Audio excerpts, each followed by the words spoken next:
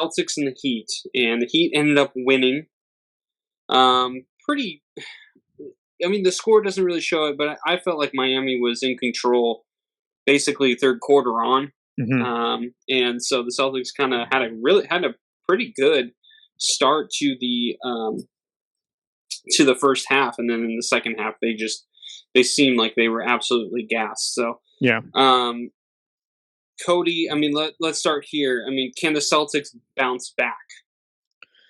Yeah, I absolutely believe that they could bounce back. Actually, in fact, too, with the game one with the Milwaukee and Boston, Boston lost that one in at home as well, and went on to win the series. Everyone knows in Game 7. So I absolutely think that the Celtics can bounce back from it. Their 3-point shooting wasn't the greatest. I mean, Tatum went 2 for 9. Jaylen Brown went 4 for 8, which was great. But you had Grant Williams, who didn't really have a high shooting percentage. They also were missing Marcus Smart, Al Horford. So those are two, big role players in their offense and defense that they didn't have. So that did change a lot of things.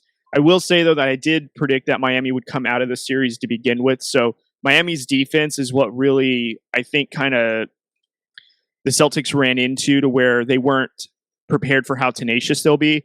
I think they'll make their proper adjustments, though, and have a bounce back game. And because they're really going to need to steal one here in Miami if they're going to go back to Boston and have any sort of shot of winning the series, because you got to win one on the road. They should probably do it now after the adjustments. And I anticipate that their shooting will improve once they get used to the Miami defense. Yeah, I agree with your first assessment. Obviously the Celtics are going to bounce back. Listen, I marked down this. The Celtics barely beat the Nets in Game 1. They won 115 to 114, and it was the last second shot. Mm-hmm. So there's that. Game 2 with the Bucks, it was the same thing. Celtics lost by 12 to the Bucks in their first game. So the Celtics, what I am starting to believe is what they are doing is they are trying to see what their opponent is going to do. They're trying to gauge, all right, how is this series going to go for them? What are they wanting to do? And the Bucks, and it showed for me in, I believe it was game 6 for the Bucks and Celtics, when the Bucks went back to what they had done in game 1, which was basically go big and try and just overwhelm the Celtics, and it ended up obviously not working. And so that's kind of what it reminded me of, is like, I feel like they were trying to gauge of what they were going to do. And then the Bucks kind of try to do a few different things, trying to go a little bit smaller, trying to match up a little bit better. And then as they were starting to kind of lose momentum, they're like, okay, let's go back to what game 1 we did. And the Celtics were like, yeah, we know exactly what you're going to do. Like, this is no problem for us. So,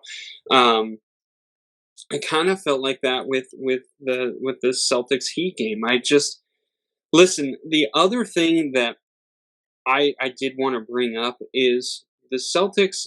First of all, I'm not worried.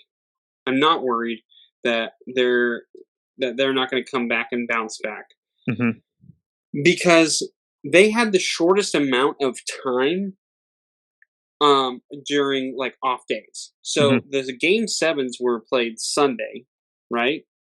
They had the day off on Monday, and then they had to play Tuesday. Mavericks also played on Sunday. They won. They had Monday and Tuesday off, and then they played today here on Wednesday. So for me, that is why you saw in the second half of this game, the Celtics were kind of gassed. And I felt like they played pretty well for being gassed. So this is my thing. I think not only are they okay losing game 1, I think they're also gauging their opponent. But at the same time, you have to realize they are kind of back against the wall in game 1 because they were only on a 1-day rest. Which, yes, during the regular season, they get that all the time.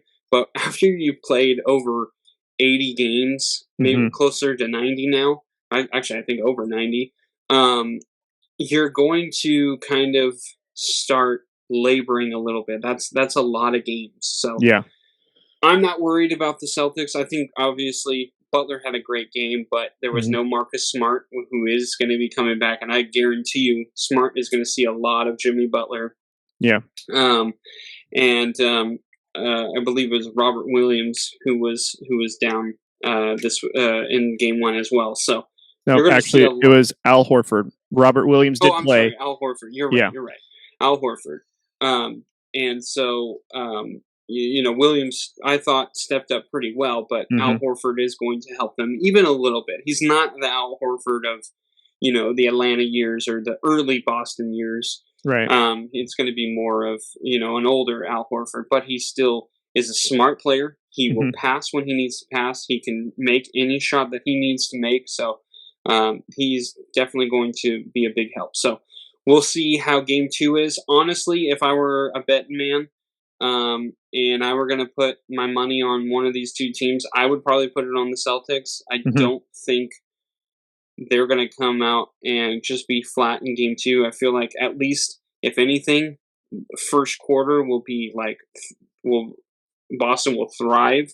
And I think it'll set the tone for the rest of the series. But for me, I'm still holding on hope that I have the Celtics in the NBA Finals as I had predicted. And so far it's kind of going okay. I mean, you predicted the Heat, so we'll see how that goes. You also predicted the Suns, and we'll talk about that later. Yeah, we won't talk about that right now.